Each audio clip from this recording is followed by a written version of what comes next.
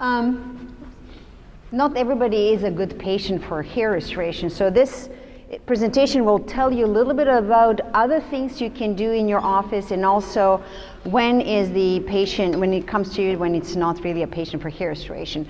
For example, lately we have hair shaving is in vogue. So someone Norwood 6, Norwood 7, the young age, may not be a patient good for hair restoration because you won't have enough hairs. So you may suggest to that patient that it is better to shave their head.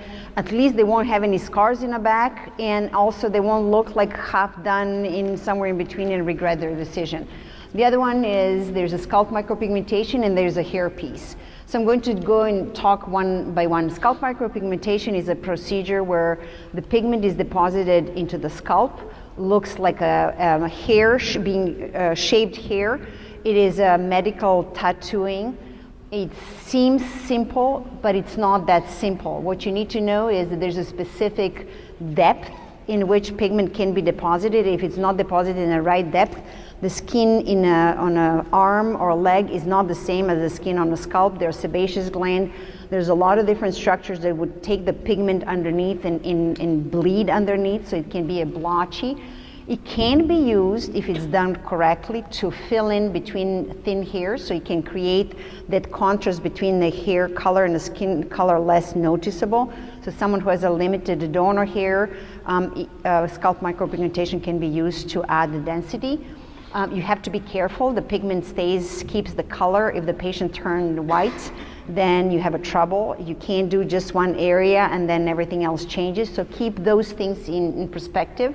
One of the ways it's used is to camouflage the scars. Scars are always hypopigmented, so creating that blending with the surrounding hairs could look better. The other option is someone who doesn't want to shave head because the bald head has no shadow. Scalp micropigmentation, if it's a shaved head, would have a shadow, but scalp micropigmentation gives that idea of shadow.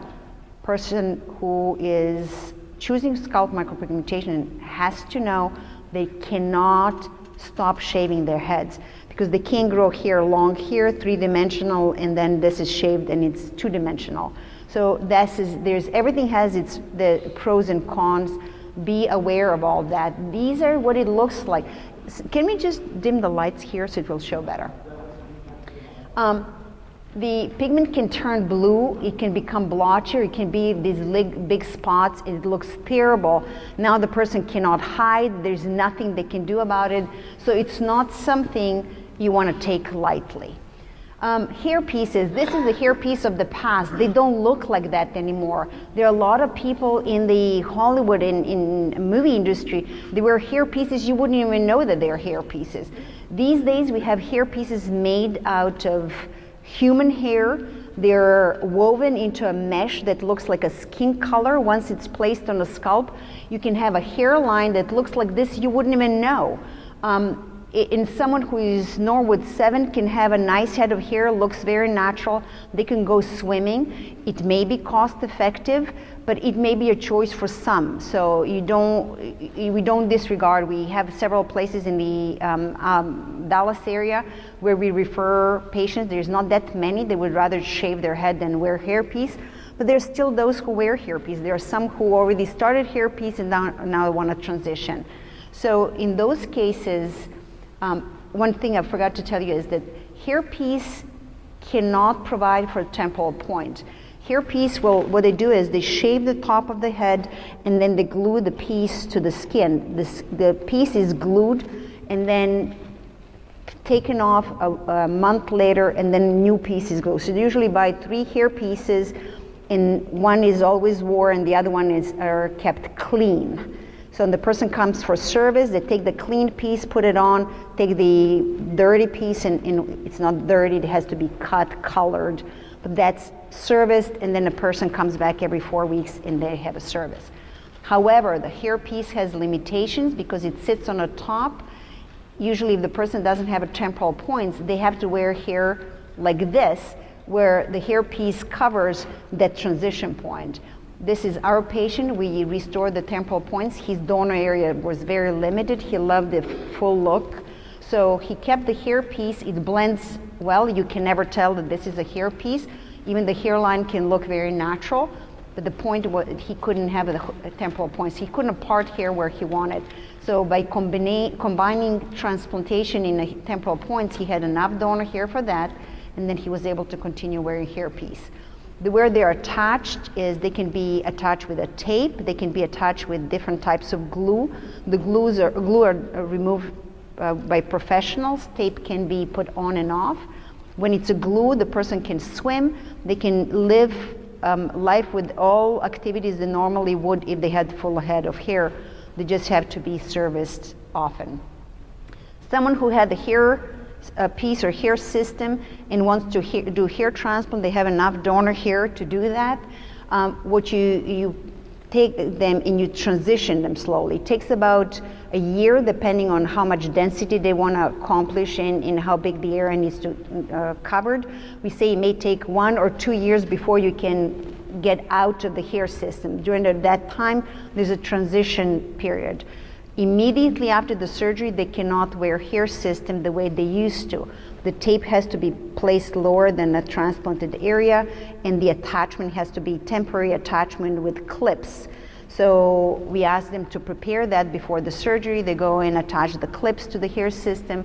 So for 7 days after the surgery, they don't wear hair system, and after that, once the scabs are healed, they can start wearing hair system with clips. Until 14 days later to a month later, they can go back to the permanent attachment. 3 months later, when the hair starts growing back, they have to switch back to the tapes and clips, because what is happening if they keep putting the glue on a transplanted hairs, it can pull them out. So there is a certain protocol, and if you need the details, contact us and we can give you that. But know that it is not just they put a system back on, it has to be clean, otherwise they can cause compromised graft survival and infections. Patient comes with thin hair, especially women with diffuse hair loss. Then they can wear the solution that you can offer them beside hair transplant. It could be minoxidil and laser, you can do PRP, but you can also refer to them to have, even if they do minoxidil, laser, PRP, they may still have thin hair. Maybe that's not they want thicker hair. Then maybe the wig is. The difference between a hairpiece and a wig is the wig covers the entire head, hairpiece covers just a piece of the head. They could be camouflaging products, and they could be scalp micropigmentation. So the camouflaging products, there are 2 different ways of using camouflaging products. They're great to have in your office. The product that we like the most is called the nanogen, because the hair is polarized. The camouflaging products that they come like a fibers, they're keratin fibers, they're polarized, and they're supposed to link to the hairs.